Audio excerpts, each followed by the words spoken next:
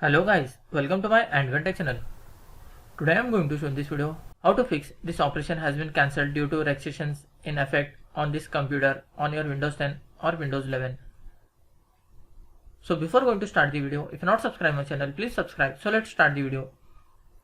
Guys, if you are seeing this operation has been cancelled due to restrictions in effect on this computer, then I will show you how to fix this issue. First of all, you just need to click on the start menu, or you can click on this search option, then type here registry editor. Click on this registry editor, click on yes. In this you can see HKey current user, double click and expand. After that you will find software, double click it and expand the software. After this you have to find classes, you can see here classes, double click and expand. In this you need to find .html.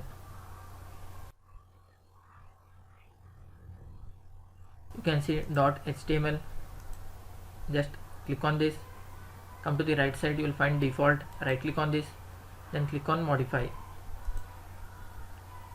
Here you need to type HTML file.